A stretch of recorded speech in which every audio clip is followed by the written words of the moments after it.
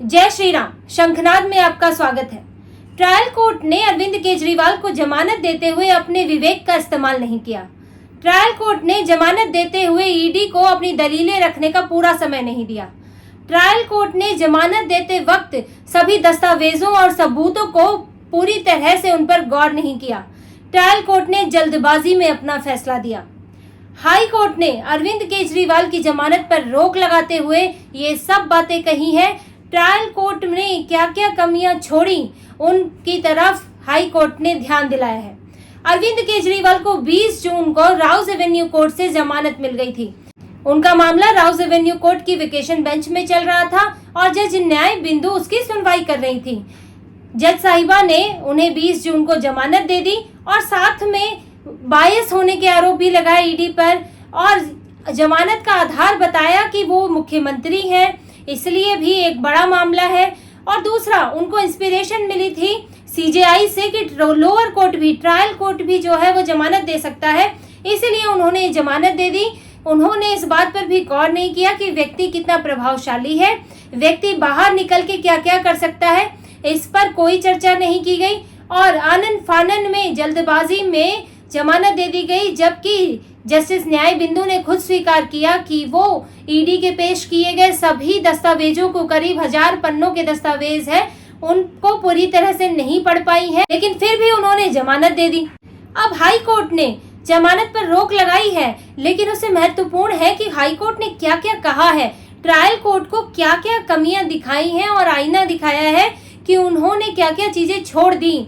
High court ने साफ कहा है कि ट्रायल कोर्ट ने इस बात पर भी ध्यान नहीं दिया, पीएमएलए की धारा 45, पीएमएलए कानून के तहत अगर किसी पर आरोप लगे हैं, यानी कि मनी लॉन्ड्रिंग के आरोप लगे हैं, तो उसको जमानत देने से पहले 2 चीजों पर गौर करना, चर्चा करना बहुत जरूरी है। धारा 45 के मुताबिक अगर जज को प्राथमिक तौर पर यह लगता है कि आरोपी ने कोई अपराध नहीं किया है और आरोपी छूटकर भी जाएगा, यानी जमानत पर जाएगा, तो बाहर जाकर कोई अपराध नहीं करेगा। जब जज इन 2 बातों से आश्वस्त होते हैं तभी वो जमानत दे सकते हैं।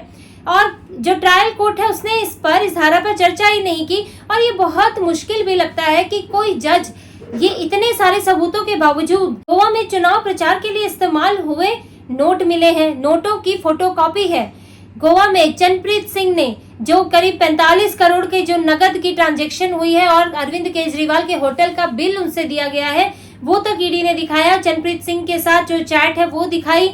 इसके अलावा विजय नायर, जो कि एक तरह से मिडल मैन का काम कर रहा था आम आदमी पार्टी, यानी कह सकते हैं दिल्ली सरकार और शराब कारोबारियों के बीच में, और अरविंद केजरीवाल ने ही खुद शराब कारोबारी से ये कहा था कि विजय नायर जो है हमारा आदमी है, आप उस पर भरोसा कर सकते हैं। ईडी ने ये बातचीत, ये चैट जो है ये दिखाई है, इसके सबूत हैं, गवाह भी मौजूद हैं। तो ये बड़ा मुश्किल होता है किसी भी जज के लिए विश्वास करना पूरी तरह से कि इन्होंने अपराध किया ही नहीं है, एक तरह की आप अपने अंदर से उसकी गारंटी लेते हैं। इसीलिए पीएमएलए के तहत जमानत मिलनी बहुत मुश्किल होती है, लेकिन ट्रायल कोर्ट ने बहुत आसानी से जमानत दे दी थी, जिस पर उस वक्त भी सवाल खड़े हो रहे थे।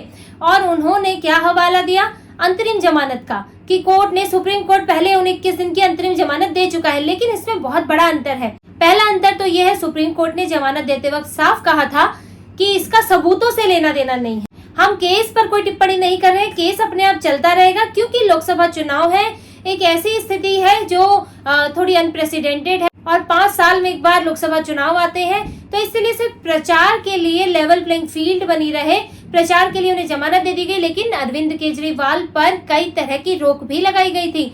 उन्हें सचिवालय जाने से रोका गया था, उन्हें अपने दफ्तर में जाने की इजाजत नहीं थी, क्योंकि वो एक प्रभावशाली व्यक्ति है, वो कोई दस्तावेज देख सकते हैं, छेड़छाड़ कर सकते हैं, गवाह से मिल सकते हैं, उसे प्रभावित कर सकते हैं, तो इसीलिए उन पर रोक लगाई गई थी। वो मुख्यमंत्री होते हुए भी मुख्यमंत्री नहीं थे। लेकिन जो ट्रायल कोर्ट की जज हैं न्याय बिंदु, उन्होंने ऐसी कोई रोक नहीं लगाई, बस जमानत दे दी कि केजरीवाल जाएं, और जैसे कि वो एकदम दूध के धुले हैं और उनकी गारंटी जज साहिबाई ले रही है कि वो बाहर जाकर कुछ नहीं करेंगे। ईडी ने कोर्ट में ये भी बताया है कि फैसला इस आधार पर दिया गया था कि अरविंद केजरीवाल मुख्यमंत्री एक हाई प्रोफाइल मामला है, तो कोर्ट का ये भी कहना है कि हाई प्रोफाइल होने के आधार पर जमानत नहीं मिलती है। हाई प्रोफाइल होना मायने नहीं रखता है, बात है कि जमानत के लिए जो स्थितियां होनी चाहिए, जो शर्तें होनी चाहिए, क्या वो पूरी होती है कि नहीं। लेकिन उस वक्त ये तो नहीं पता कि जज साहिबा के मन में क्या चल रहा था। यहाँ तक कि कोर्ट ने ऐसी ऑब्जर्वेशन दी कि मामला बायस है, गिरफ्तारी के समय पर सवाल उठाए, जबकि अरविंद केजरीवाल की गिरफ्तारी को पहले ही सही ठहराया जा चुका है और वो मामला कोर्ट में ईडी के पक्ष में आ चुका है। लेकिन ट्रायल कोर्ट ने इस पर भी टिप्पणी की, जिस पर हाई कोर्ट ने कहा कि ये सब गैर जरूरी टिप्पणियां थी। आम आदमी पार्टी कोर्ट के ऑर्डर को लेकर उसका प्रिंट निकाल कर सोशल मीडिया पर डाल रही थी, लेकिन अब हाई कोर्ट ने उसे गैर जरूरी टिप्पणी बता दिया है। क्या अब भी आम आदमी पार्टी हाई कोर्ट के जो कमेंट्स हैं, जो ऑब्जर्वेशन है, उसको निकालकर सोशल मीडिया पर डालेगी? आपको ये भी बताना चाहिए कि हाई कोर्ट ने ट्रायल कोर्ट पर क्या कहा है। बल्कि सौरभ भारद्वाज तो उल्टा हाई कोर्ट के जज सुधीर कुमार जैन पर ही सवाल उठा रहे हैं, उन्हें पूर्वाग्रह से ग्रसित बता रहे हैं। यानी आपको जमानत मिल जाए तो कोर्ट अच्छा है, तो जज अच्छा है, लेकिन आपको जमानत, आपके पक्ष में फैसला नहीं आए तो कोर्ट बुरा हो गया, पूर्वाग्रह से ग्रसित हो गया। हो सकता है कि ये बात तो जज न्यायबिंदु के लिए भी कही जा सकती थी कि उनके सामने एक मुख्यमंत्री था और इतना बड़ा आदमी था, उन्होंने फैसला लेते वक्त क्या सोचा ये वही जानती है। लेकिन हाईकोर्ट की टिप्पणियां बेहद गंभीर है और इस बात का इशारा करती है कि पिछले फैसले में, यानी ट्रायल कोर्ट के फैसले में कुछ ना कुछ तो गड़बड़ी हुई है। कितनी सारी बातों का ध्यान नहीं रखा गया है, जो कि जमानत देने से पहले बहुत जरूरी होती है। दस्तावेजों को पढ़ना, दलील देने का पूरा समय देना, जमानत की शर्तों को पूरा करना और इस बात का ध्यान रखना कि जमानत कहीं केस को नुकसान न पहुंचा दे। क्योंकि सिसोदिया से लेकर संजय सिंह तक को जमानत इस आधार पर ही नहीं मिली थी क्योंकि वो प्रभावशाली व्यक्ति है। संजय सिंह को भी 7-8 महीने लग गए थे कि और वो बाहर जाकर सबूतों को प्रभावित कर सकते हैं। मनीष सिसोदिया कितनी क्यूरेटिव रिव्यू पिटीशन, जाने कौन कौन से पिटीशन लगा चुके हैं, लेकिन उन्हें जमानत नहीं मिल रही है। अरविंद केजरीवाल के साथ विशेष स्थिति है, उन पर 2-2 बार मेहरबानी हो गई। एक बार सुप्रीम कोर्ट ने और एक बार उनकी देखा देखी ट्रायल कोर्ट ने ये काम कर दिया है। हाई कोर्ट ने ट्रायल कोर्ट के फैसले पर जो टिप्पणी की है वो बेहद गंभीर है।